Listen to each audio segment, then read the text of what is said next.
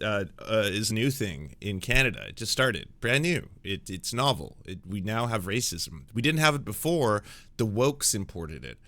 That's the story. Apparently, racism wasn't a thing in Canada for two white guys talking about it, and they were like, we didn't even know racism was a real thing until the woke started talking about it, and then they realized racism was a thing in Canada that the wokes imported, so shame on you wokes, and then now we can get rid of the racism by simply pretending once again that it doesn't exist. Yeah, you're gonna hate racism, it sucks. I've heard it's not all that, so we're gonna have to find out about the history of the racisme.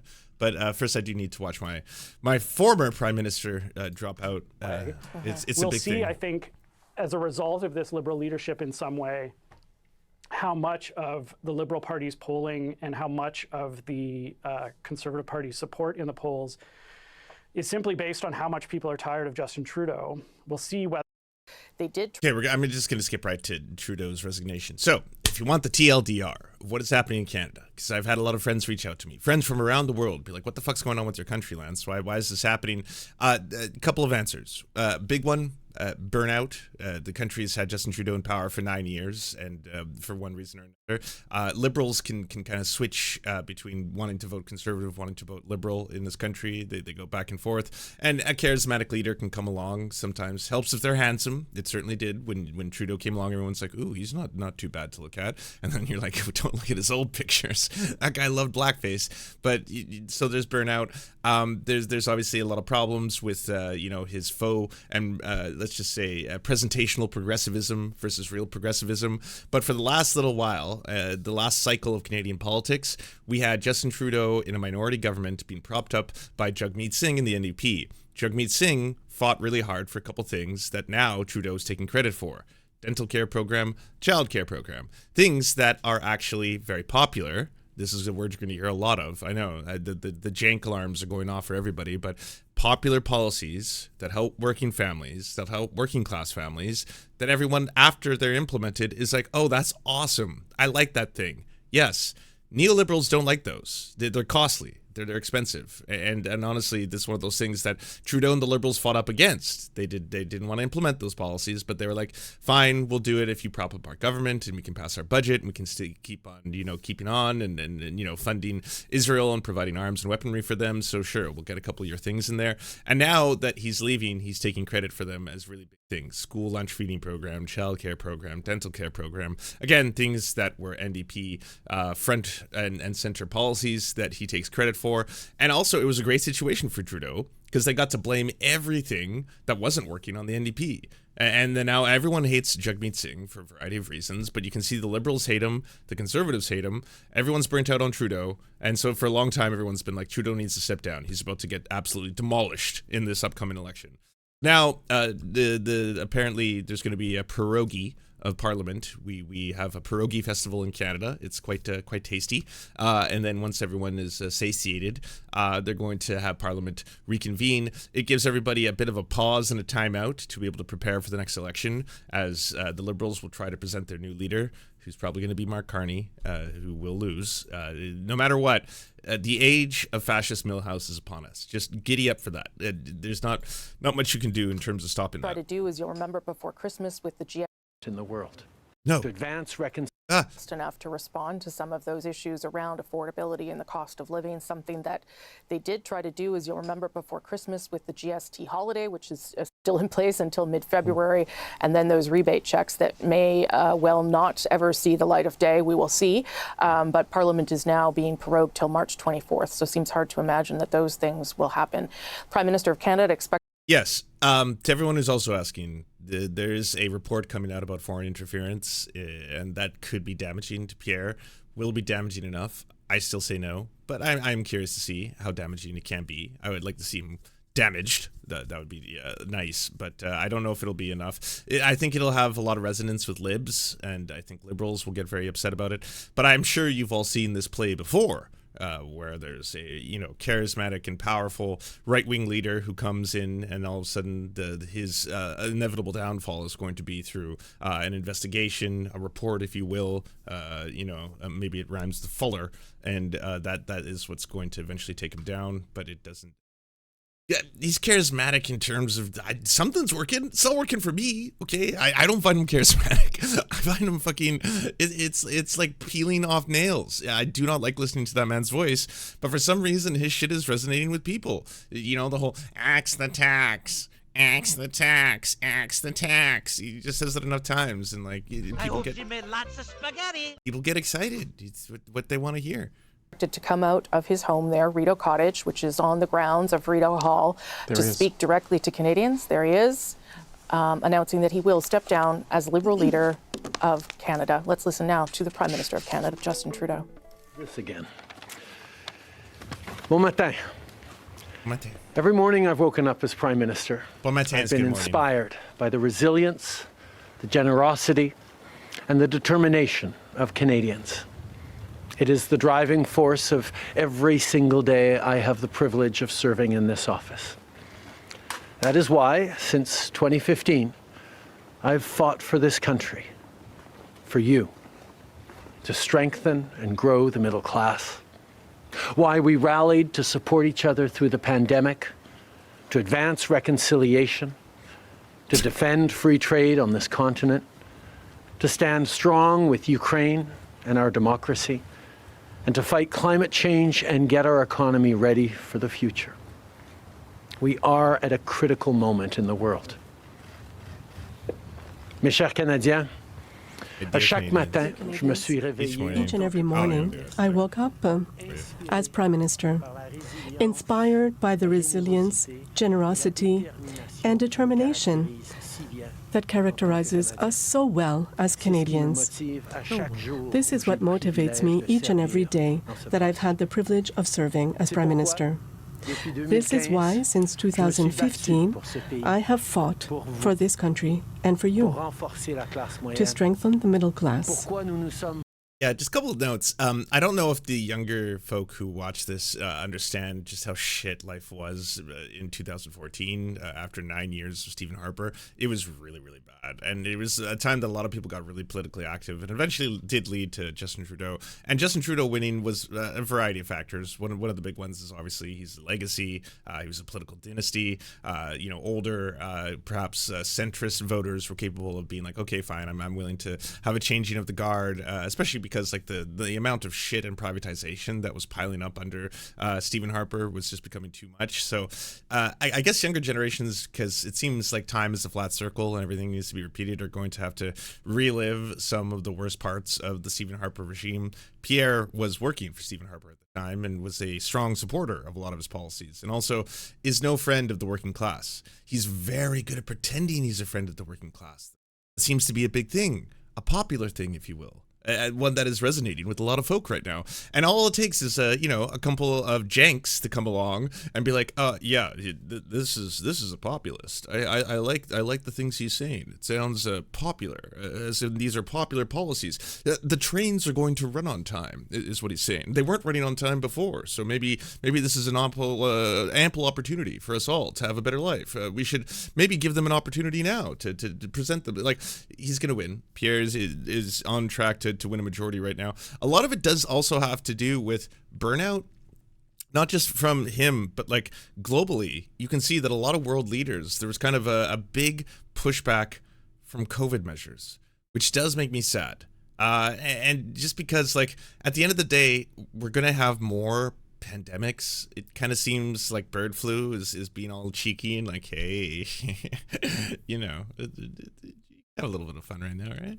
So if bird flu comes along, starts actually getting quite popular, and we have another pandemic, then we'll have to take a lot of the same measures, because until we have, apparently there is already a vaccine in the works for bird flu.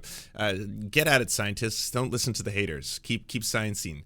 But like, it's one of those things. We're going to have another pandemic. We're going to have another moment where we're like, hey, by the way, it would probably be in the best interest of society for us to do some very basic shit. Not even that tough. I mean, especially if you have a Netflix graphics package or a PS5 or something. It's not the worst in the world. It's not fun. I didn't enjoy it. I didn't love it. I would have wished to not have to go through a pandemic period, but life be what it will. But washing of the hands, social distancing, wearing of the masks, stuff like that, in order to kind of just do a lo-fi, let's not let this disease spread really rapidly because our medical system will not be able to handle it. That's the whole idea globally. That was it. Every single country had to do it. Do your part. Some countries were like, no. And some countries were like, well, yes. And then some countries were like, as aggressively as possible. Why don't we just lock all of society down and spray everyone with disinfectant? And you're like, okay, fine. We have to find the happy medium somewhere in there and learn from our mistakes and cooperate together, because we all live in this world together. We're all on the same spinning rock going around the sun. So let's be friends. But it turns out that a lot of people got so mad at the very idea of either wearing a mask or social distancing or spending extra time indoors or any of that. Or some world leaders were like, we're not going to help, you not get fired from your jobs. We're not going to provide you with monthly funding. We're not going to provide you with the care you need to be able to survive, or, unlimited free, say, medical attention if you need it. We're going to let you all live and die by the sword, the meritocratic sword, whatever it was. That made so many people angry at a variety of different governments globally, and you've seen the results in that in tons and tons of people just rejecting outright the current leaders. We have mobilized as Canadians to support each other during the pandemic in order to advance reconciliation, in order to defend free trade on our continent, for our support of Ukraine and democracy, and to fight against climate change and to prepare the economy for the future. We are going through... I'd say of all of those, free trade and Ukraine are pretty much the only two that he did deliver on. Although Ukraine was never a campaign promise. He never got elected under hey, by the way, if anything ever goes down, if Russia ever starts being a little bit silly, I will be there. That was never a thing. I think a lot of the West just kind of had that thrust upon them. But yeah, free trade, he certainly did, do his part from time to time in order. I mean, legalized marijuana, that's a plus. Unmuzzled scientists, when the Conservative government under Stephen Harper had prevented their findings from being publicly released, because it turns out climate change is bad. But Stephen Harper was like, no, I don't like that. More oil. So don't talk, scientists. So that's good. He did. Those are some of the good things. Truth and reconciliation, in terms of that, I would say mixed reviews there. He did do a really good job of initially starting to take on the project of getting clean drinking water into reserves in Canada. But as of today, I think there are still 30 plus reserves across the country that don't have clean drinking water, which is abysmal. Horrifying legacies of colonial genocide going on there. There was him fighting Indigenous groups in court over and over and over again, especially for reparations for children, which is pretty fucked up and bleak at that. There's the performative politics of Trudeau, the kneeling, the residential school. How about a holiday? But in terms of actual reconciliation, we're not going to do a whole bunch. I got to go take a vacation. I'm going to go to Tofino for a little while y'all be sad. Everyone be sad, and I'm going to go surf for a bit, that kind of shit. So mixed. I think his alliance with the NDP was good, because the NDP were able to actually push through dental care program, huge pharmacare program on its way, child feeding program in schools. This is good. Child care program. These are good things. But again, those were NDP social democrat policies that the Liberals pushed up against. Critical time. My friends, as you all know, I'm a fighter. Every bone in my body has always told me to fight because I care deeply about Canadians. I care deeply about this country, and I will always be motivated by what is in the best interest of Canadians. And the fact is, despite best efforts to work through it, Parliament has been paralyzed for months after what has been the longest session of a minority parliament in Canadian history. That's why this morning...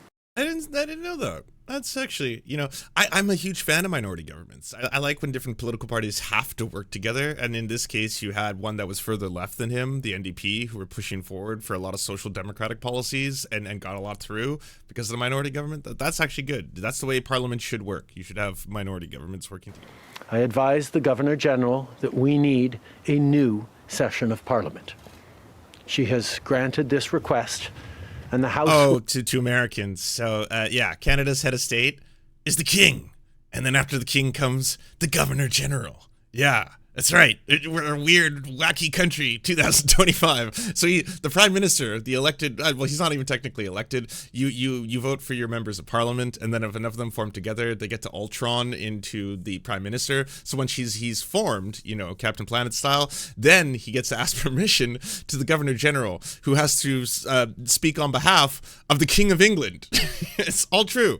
And so if the governor general, say, refuses for whatever reason, which can happen and has happened, they're doing so at behest of the king, technically. Although it's not like they confer, apparently, on a regular basis. It's not like that. Like, sir, what can we do? Oh, I don't know. I need more sausages for my fingers. And it's not like that, but still silly. It's deeply, deeply silly. Will now be prorogued until March 24th. Over the holidays, I've also had a chance to reflect and have had long talks with my family about our future. Throughout the course of my career. Isn't the Governor General appointed by the Prime Minister? The Governor General is appointed by the Prime Minister. The Governor General works on the behest of the King of England, in title only. To be completely clear, the King of England doesn't call the Governor General every day and tell us to, prorogue Parliament or anything like that. Any success I have personally achieved has been because of their support and with their encouragement. So last night over dinner, I told my kids about the decision that I'm sharing with you today. I intend to resign as party leader, as prime minister, after the party selects its next leader through a robust, nationwide, competitive process. Last night, I asked the president of the Liberal Party to begin that process. This country deserves a real choice in the next election, and it has become clear to me that if I'm having to fight internal battles, I cannot be the best option in that election. Mes chers amis, comme vous... The whole thing will be said again. Who's going to be the next one? Probably Mark Carney is what most people are pointing towards. He will lose. This is all so similar to what happened with Jean Chrétien back in the day. If that name is just unfamiliar to a lot of you, Jean Chrétien was eventually replaced by another Liberal leader, and then they won a minority government, then they lost to a minority Stephen Harper government, and then Stephen Harper won a majority government. And in that process, the Liberals tried like 3 different people in a row to try and replace him. None of them really worked out. But like this dude, he does not have the riz. I'm sorry. You're not just going to come out of nowhere where, no one really knows who you are outside of Canadians, and then all of a sudden be like, yeah, I could do this. Give me a little bit of a pierogi, and then a couple months, and I will form a new Liberal Party that is going to take on this Pierre, and we're going to defeat him. Pierre has all of the momentum behind him right now, and all of the energy, the axe to tax energy, the Jordan Peterson collaboration energy. Dear friends, as you know, I am a fighter. Intérieur, je me suis toujours battu parce that is exactly the job that I and we will continue to do for Canadians. Merci beaucoup, mes amis. Thank you, Prime Minister. We'll now go to questions, starting with Laurence Martin, Radio-Canada.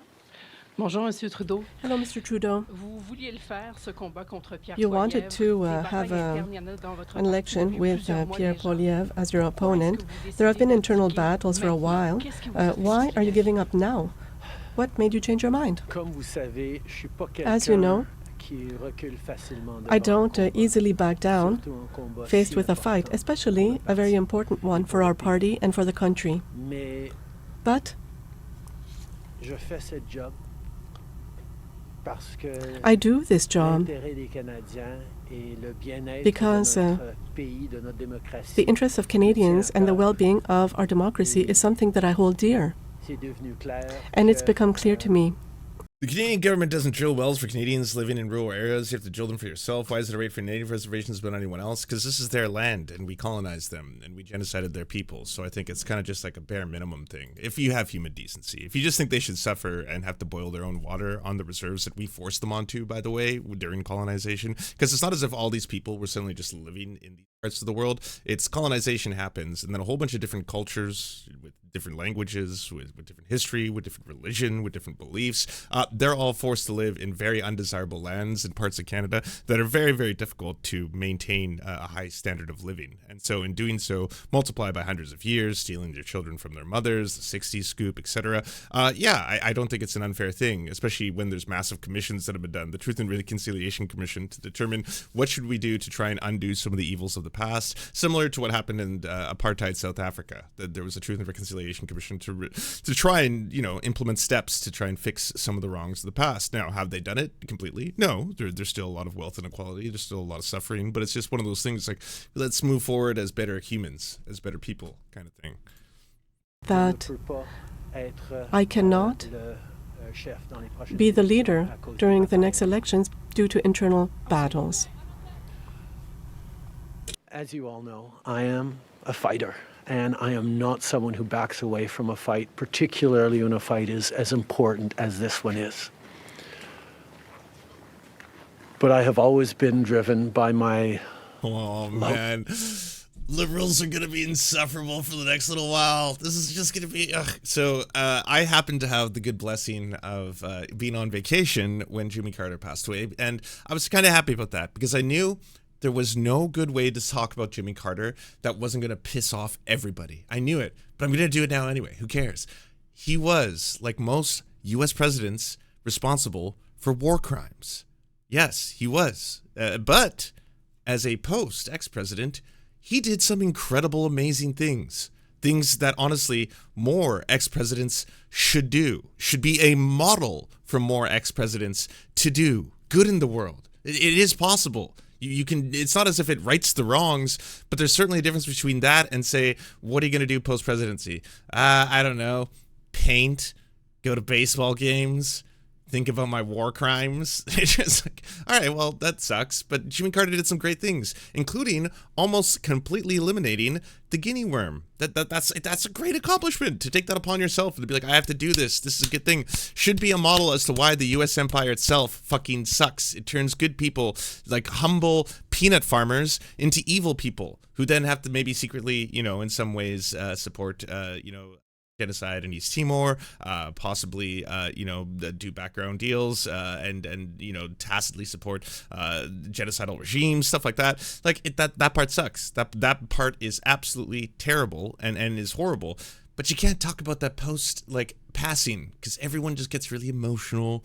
Everyone gets in. It's like, how dare I had Keith Olbermann, the Keith Olbermann, come after me on social media for pointing this out, and I didn't even do it in a mean way. I was not shitposting. I was not memeing. I was just straight up. I was like, it sucks that Jimmy Carter, his legacy as a president is one mired with some war crimes, but his post-presidential life is one in which he did a lot of good things, and it really tells you and it shows you how bad it is to be a part of the U.S. empire itself, where even good people can be, etc. Right? Let peanut farmers farm, and immediately Keith Olbermann jumps. I don't know how he found it, but Keith Olbermann pops in my replies just like, let unfunny comedians starve. And I was like, Keith Olbermann, the Keith Olbermann, why are you getting mad at me over this, bruh? Oh my God. It was actually really funny. I loved it. But that's just one of those things where for a little while, there's just that strange moment where everyone's like, can't say anything bad about the guy. He just honestly, we should just venerate him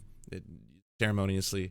Talk about the good, the amazing moments. And it's like, okay, well, in this case, Trudeau hasn't died. He's going to be around for a long time. I'm going to predict similar to an Obama-esque.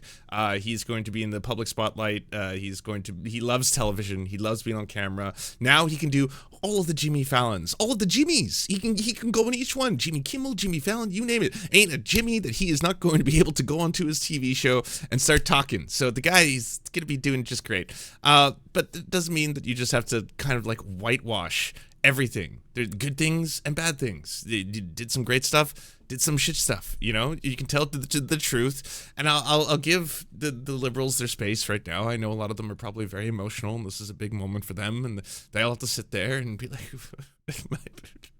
my Prime Minister, don't prorogue Parliament, come back. All right, we'll give them some space and let them work it out. But in the meantime, hey, the one piece of great news to come out of all this, amazing news, in fact, I no longer have to see fuck Trudeau shit all over the place. You fucking weirdos. You cringe ass Canadians who want to be MAGA so bad. And all of you just, I guarantee it. One day you were just looking on the TV, flipping through your Fox News fucking cable package, and you saw fuck Brandon. And you're like, damn, that goes hard. I go, yeah, fuck Brandon, bro. I don't have a Brandon though. I got Trudeau. Yo, fuck Trudeau. Hey, we got flags. Oh, we got flags. I got fucking balls to hang under my trucks and shit. Yeah, well, all that shit is worthless now. Worthless. It has no value. Who the fuck is ever going to do it? You will not find love in the annals of having your fucking fuck Trudeau flags wrapped around you like a diaper and shit. Yeah, enjoy those days. Yeah, they're gone. It's all of it. It's worthless. Just like the Joe Biden shit is now worthless. But they'll find a way. For Canada, by my desire to serve Canadians and by what I is still see the Brandon signs. He's still the president of the United States. They still have a little bit of currency left, all right? That time is ticking, though. Today is also the day when he has to be appointed or something, right? There's something happening in America. I don't know. We just lost our prime minister, okay? I'm emotional. This is a hard time for me. best interests of Canadians. And Canadians deserve a real choice in the next election. And it has become obvious to me with the internal battles that I cannot be the one to carry the Liberal standard into the next election. Vous êtes au pouvoir depuis près de 10 You've ans. been in power for nearly 10 The congressional certification of the Electoral College. Some call it Jan 6. Why does that sound familiar? What happened this time? Probably nothing.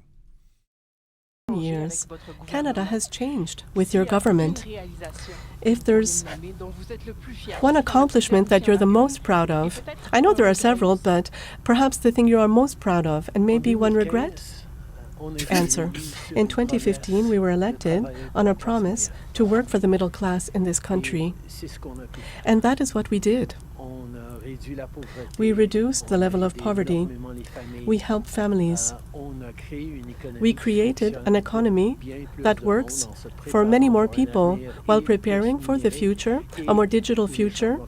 And I'm so tired of people talking about how we need to beat China at the AI wars. We need to stop them. We need to advance our technology.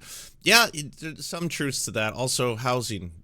Disgustingly unaffordable. Unbelievably unaffordable in this country. And that's not just Trudeau, by the way. There was like a lot of policies implemented by Harper and Pierre at the time, but Trudeau did not nearly enough stuff to stop them. And now, at the tail end of his fucking tenure, he was like, oh shit, people care about this. Well, yeah, it's what you sold everyone on. The whole Canadian dream thing. You too could one day rise from absolute poverty to become, a successful small business owner, a carpet salesman, you name it, whatever it is, and own a home.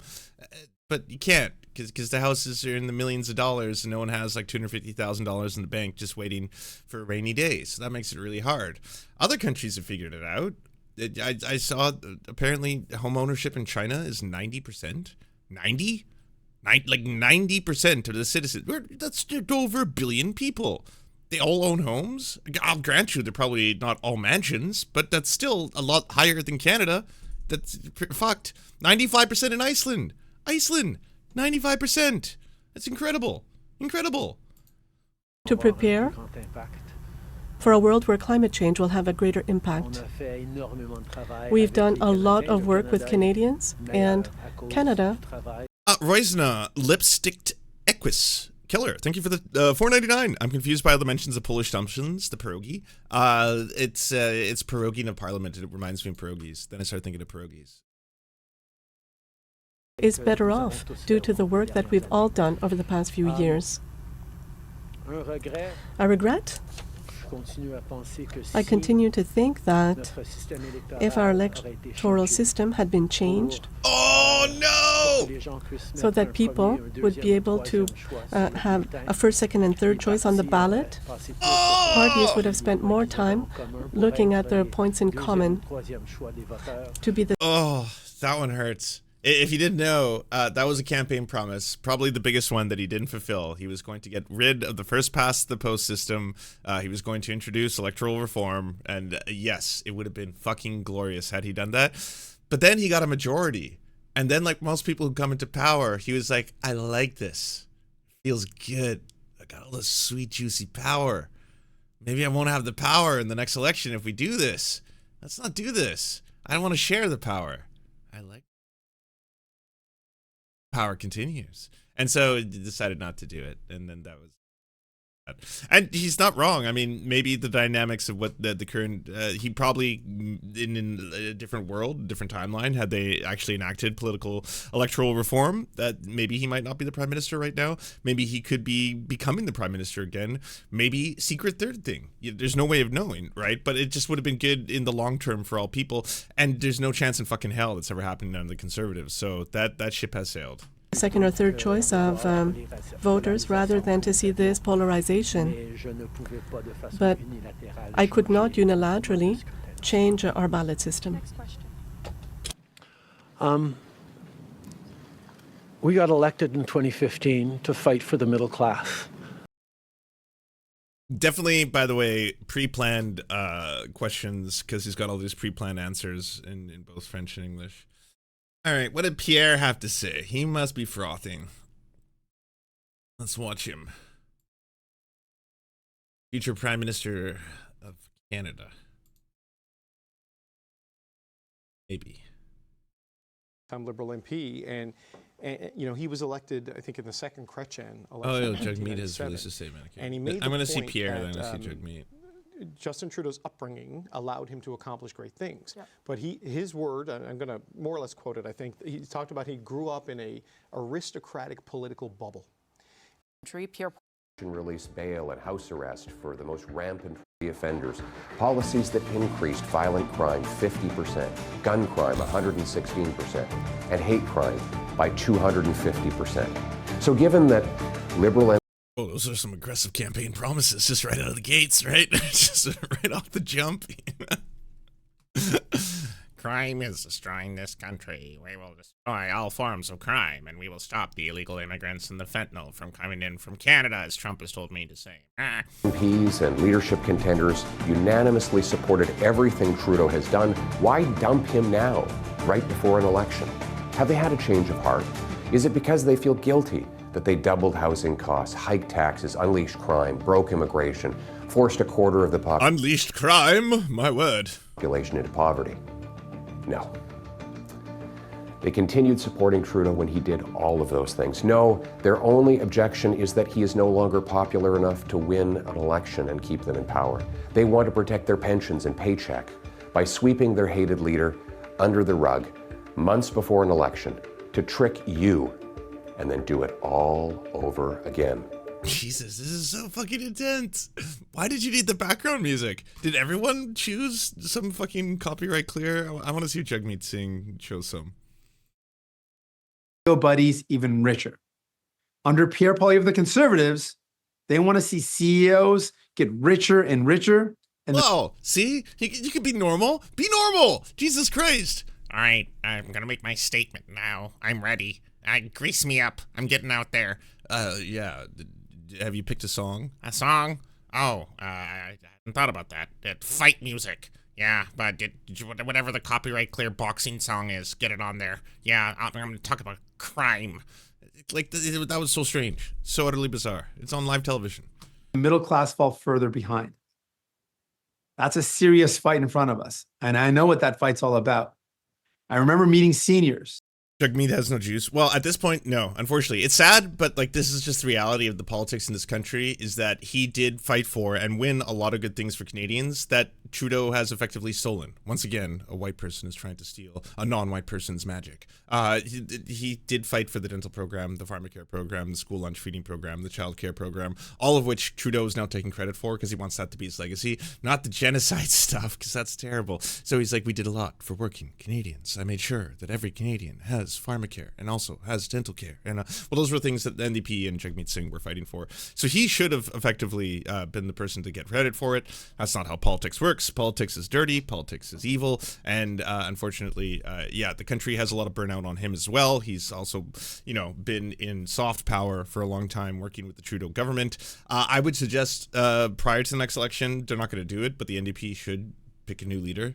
They're not going to. So I think Jagmeet Singh will go into this one. He'll probably achieve the same percentage that he's had in the last one. They'll probably cap out 18, 19% of the vote. And the Liberals will completely collapse. And Pierre will get a majority.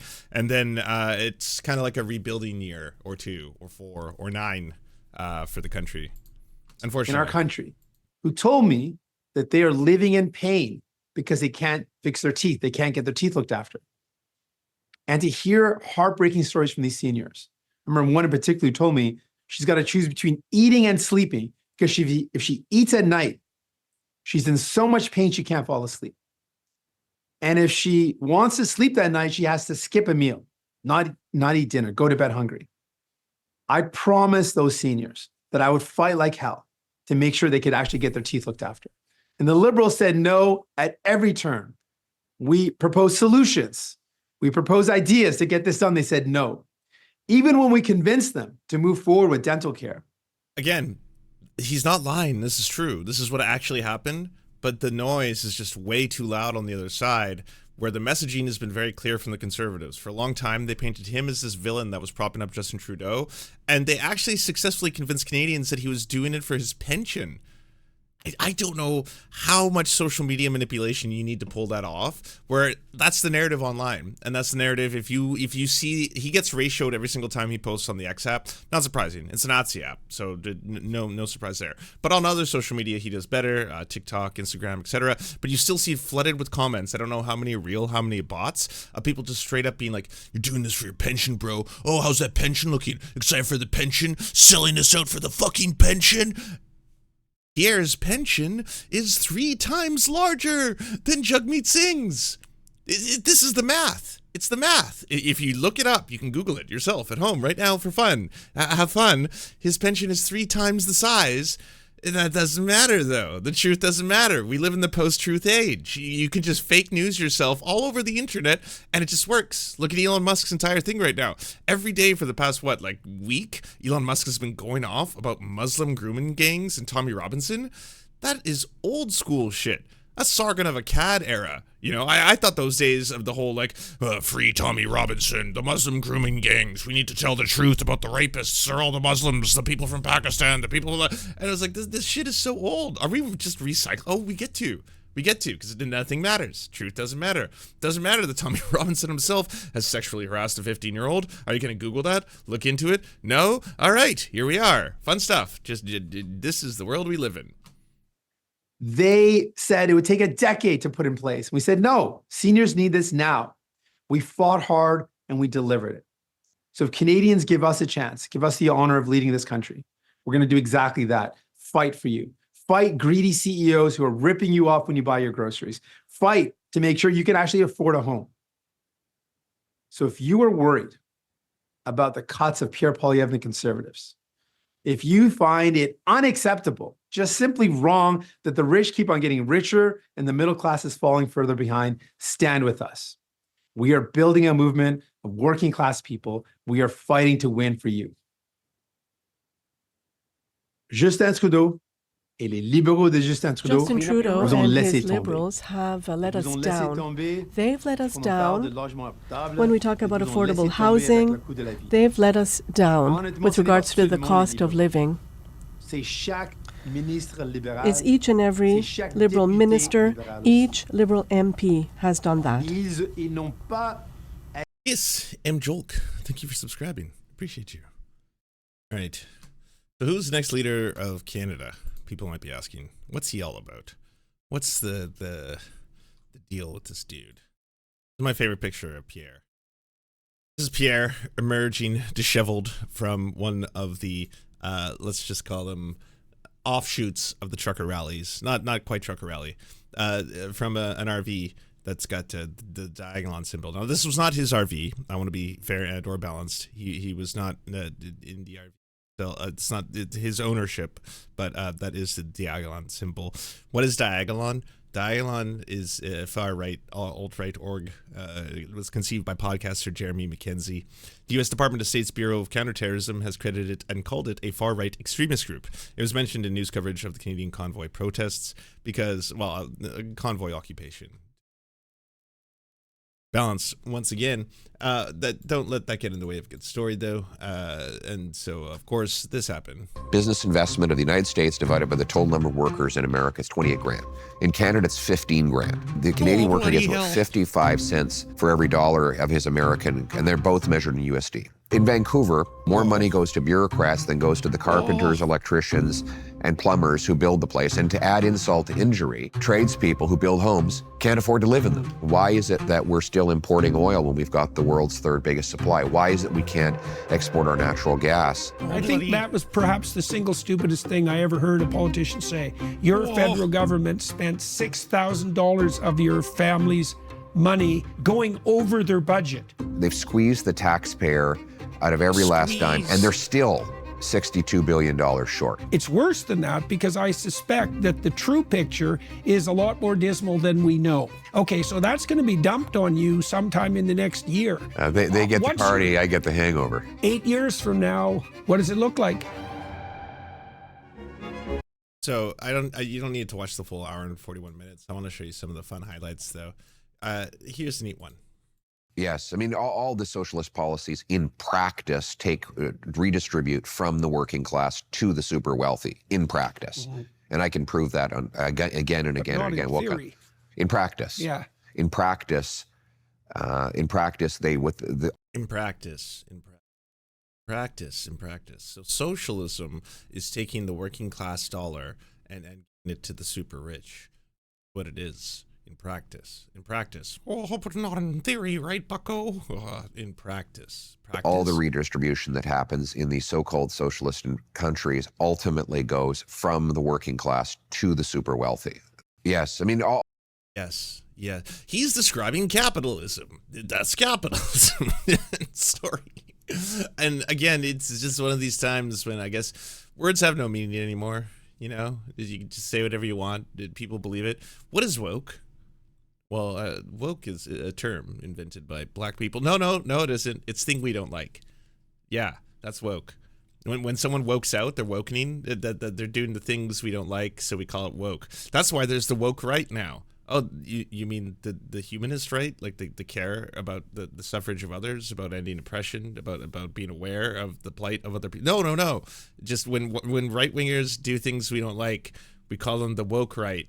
And that's how they throw the barbs at each other now. It's a thing that's actually happening. Yeah, Tim Pool calling James Lindsay the woke right, and James Lindsay calling Tim Pool the woke right. Right now, Tim Pool's battling with Jake Shields, because Jake Shields, raging anti-Semite, hates Jewish people, all into like anti-Semitic conspiracies and shit like that. Right now, Jake Shields is apparently accusing Tim Pool of selling his network to the Jews, and Tim Pool's like, wait, what? And then they're just battling back and forth. So now Jake is apparently woke. He's the woke right. Doesn't make any sense, does it? Because these words, nothing has meaning anymore. You just say whatever you want, and people have to be like, oh, okay, so that's what socialism is. Socialism is taking all the money of the working class and redistributing it, and we all have to accept it. So, like a thing that is happening. Before I get into that other piece, this one is a lot more disturbing. And if you haven't already seen it, it did do the rounds online. Hold on one second. Here it is. Oh no, that's the socialist policies one. Well, no, you don't necessarily go broke. It depends on how woke you get. There's a mathematical equation. It's complex, and right, and here it is. Thank you, Paris Marx, for watching it so we didn't have to, kind of thing. And by the way, put aside race, this obsession with race that wokeism has reinserted. Well, invented even. Invented in many ways. When I moved to Toronto, it was as race blind as any country, as any city could be. Right. Right. And that's flipped. And it's flipped because of that obsessive concern with race. Right. It's always fun to hear white people have this conversation with one another, where they sit down, oh, bloody hell, when I was a young boy, we didn't even know what racism was. I hadn't heard of it. It was a new thing. Matt Walsh did the exact same thing in one of his weird, park my car and then film myself segments, where he's just like getting there in front of the camera. He's like, honestly, I don't know what this whole deal's about. You know what racism was when I was a kid. We didn't hear about it. Well, what a surprise. You had to have it explained to you. Maybe that's a tell. Maybe you didn't experience the racism. And now other people, when they're like, I experienced the racism, you're like, so you invented it. Because you're telling me about it, and you're telling me that you faced racial oppression, so you're inventing it. With wokeism invented racism in Canada. It wasn't here before, when he's growing up. Apparently, Toronto was the, quote, most race-blind place he'd ever been. No one talked about it.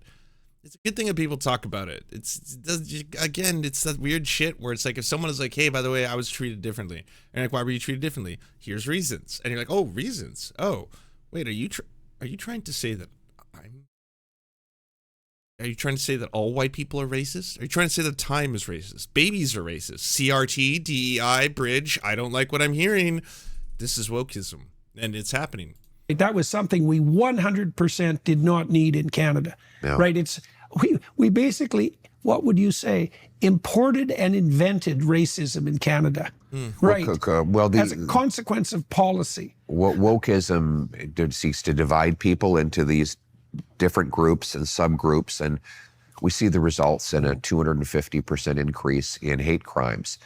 But we're going to get back to the basic principle that people are judged based on their individual character and humanity rather than by their group identity. And that is actually, ironically, the most unifying thing we can do to bring our... Just when you thought racism couldn't get any more racismer, it's like apparently talking about the fact that racism exists itself increases racist attacks, and you don't have to look into it. It's just now out there for all of you to absorb as a real thing. That is how the world works. Our country back together, and as Lincoln put it, to bind up the nation's wounds. Oh, he liked that one. That was a good Peterson right there. Bucko, save some of that for later. Oh, Jesus. I'm getting flustered here. So I did want to do a quick little thing, just because if maybe you hadn't heard, Canada did not suddenly become racist a couple years ago because of the importation of woke. It did not bring racism to the shores. Canada, if you didn't know, was a colonial project that was founded on racism. Pretty extreme racism. Something's fun. If you go into your pockets, if you happen to be Canadian and you got cash, I know no one carries cash anymore, but if you pull it out and then you get all the nice, beautiful rainbow bills, because our entire currency forms a rainbow, which is pretty cute, but you might see a bunch of old white people on all the money.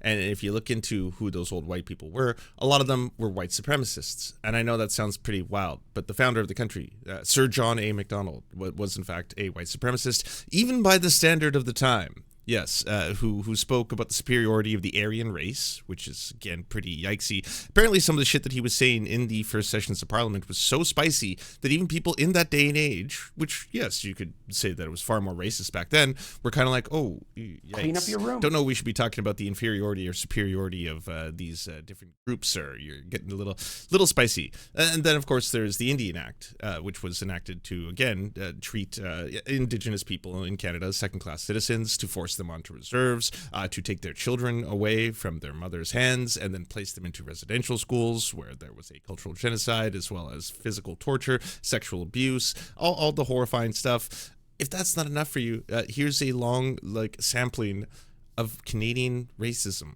So content warning, racism, lots of racism. The quote was, Canada was never racist. So here's a short thread.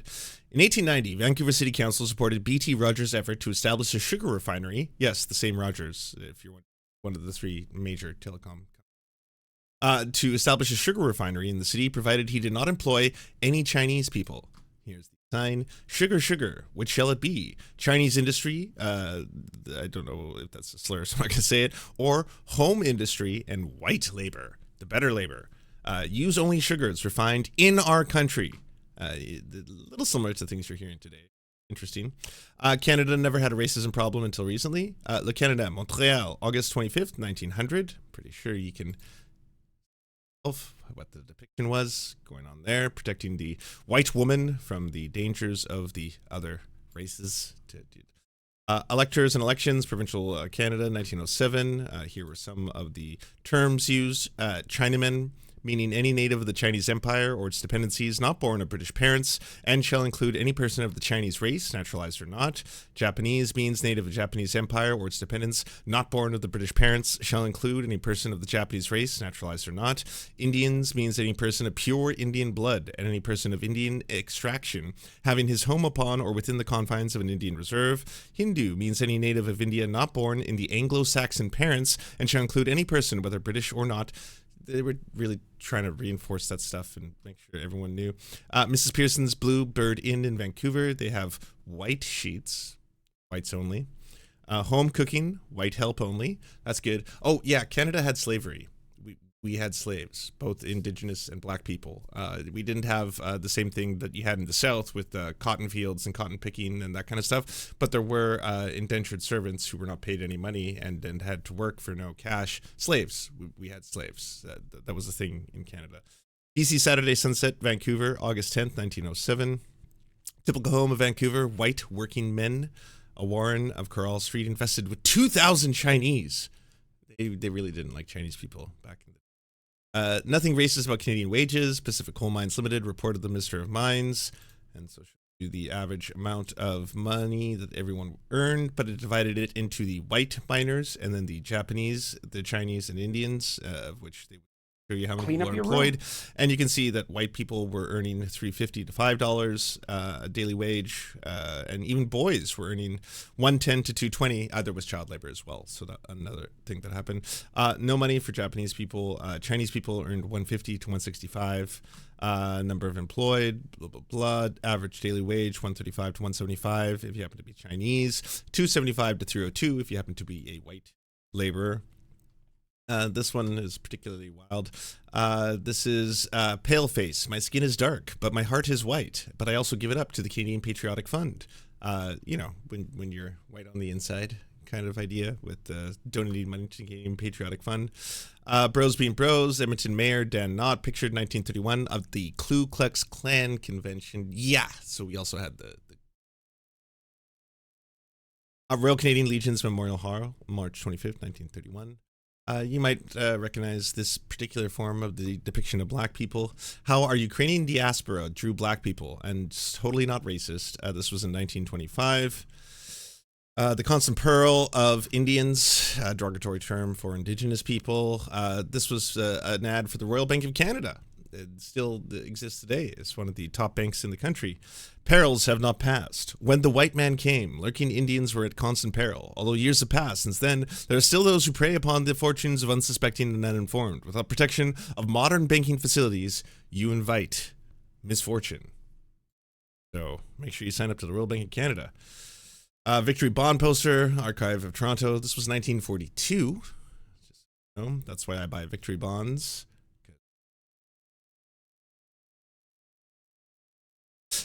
Chamber of Commerce, unracistly opposing people of different races coming together in solidarity in the labor movement, 1950. You can see all the on there. It obviously just goes on. It's just like one of the most utterly absurd things to state that Canada didn't have racism until it was imported by the wokes. But that's kind of, the general the general consensus that's going to be governing the country going. Mr. Pierre and his good friend Justin Trudeau. Incidentally, if you're worried about the abortion debate being ignited in this country, this entire show was sponsored by a pro-life organization. So a pro-life org sponsored the entire 1 hour and 40-minute Jordan Peterson Pierre collaboration that appeared. So stuff to look forward to in that.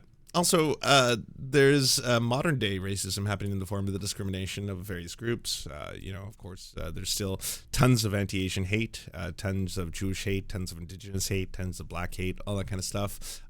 There's been a lot of medical doctors in Canada speaking out about Dr. Hussam Abu Safia and his capturing and imprisonment on the behalf of Israel. And speaking out against it. A point for the press conference that we'd like people to take away. is that we should all be calling for an end to the genocide, immediate implementation of a two-way arms embargo, severing of diplomatic ties with Israel. My name is Kavita Algu. I'm a palliative care doctor in Toronto. Dr. Algu, you're standing and behind you is what's known in Toronto as Hospital Row. How do you explain the deafening silence of the medical associations here in Canada with respect to the decimation of Gaza's healthcare system and the killing of healthcare professionals? I've been thinking about this question a lot, and it's inexplicable. It's inhumane. It is racist, and I just don't know what to say. There are no words. It's cowardly. It's horrible. We all know these are crimes. They're being committed in plain sight as a part of Israel's genocide. There's a very targeted campaign against the health system, against doctors, health workers of all kinds, and the silence of these institutions, as well as the silencing that they're participating in, is absolutely disturbing and horrible. What would you like to see from the Canadian government? From the Canadian government, I think there's some, a lot of very important things. The first is to condemn these crimes that are occurring, but condemning is not enough. There needs to be action. Canada still has not implemented an arms embargo on Israel, and Canadian military equipment is very possibly being used to decimate the health system in Gaza, kill our colleagues, and destroy hospitals systematically. And so an arms embargo must immediately be applied. There should be severing of diplomatic relations and sanctions on the Israeli government. And I think that would be a good place to start. Circle back to the medical institutions as well. I just want to comment on the Canadian Medical Association specifically and note the fact that they have maintained silence on this genocide and this targeting of our colleagues in Gaza for 15 months now. 5 days after Russia invaded Ukraine, they issued a statement in support of our colleagues in the Ukraine. That was a humane, that was principled, that was the right thing to do. They called for the protection of hospitals, of health workers, of civilians, of health infrastructure. And it is inexplicable, their silence now. It has been over a year. It has been over 400 days since the first hospital was bombed. And there is no other explanation for their silence other than racism. It's inexplicable. Racism imported by the wokes. Keep in mind. Eric Delorde, thanks for the Prime. Tigwit, thanks for resubscribing. Mr. Presidents, welcome back. Missed yours as well. Very kind of you. And also thank you, Royzena Keller, for the donation. Reminds me when white people saying color didn't matter when they grew up because they didn't know about the Tulsa Race Massacre or Black Wall Street. That's basically, I would say, the biggest summary of what's happening on the whole Jordan Peterson-Pierre debate, saying that racism is a new thing in this country, and we used to be race blind, and we didn't see color, but now everyone is dividing everyone by race, and it's like, no, there's a very, very, very small amount of more discussion surrounding this topic, and I guess it just wasn't something that was happening at the dinner table for a lot of white families compared to perhaps families that were racialized in society. And I the thing that sucks is that like liberals effectively were trying to teach the world about these issues, the whole era of literature coming out and Jimmy Fallon and all the late night shows having to talk about issues like white guilt, white fragility, and white privilege. And the idea got sold that almost in a weird inverse, like you have powers if you're white, or almost like it just got so misinterpreted, where it never should have been taught to people that you are by default going to have an easier life if you're white. You could have the hardest life in the world. You could grow up in a poor family. You could be abused. You could have parents who didn't love you. You could, have parents who weren't home because they had to work jobs. You could be gay. There's all these other vectors of oppression. You could have class oppression. There's lots of other stuff. You could be depressed. You could have anxiety. There's lots of things that can make your life much harder than other people. It's not that your life is by default going to be easier just because you're white. It should have been taught that one of the things that isn't going to oppress you is the color of your skin, in addition to all that other stuff. because all those other things can also happen to people who happen to be black, brown, Asian, etc. And in addition to that, they might also face discrimination for their race, and that's what the lesson should have been. But instead, it became this thing where it's like, I don't believe in white privilege because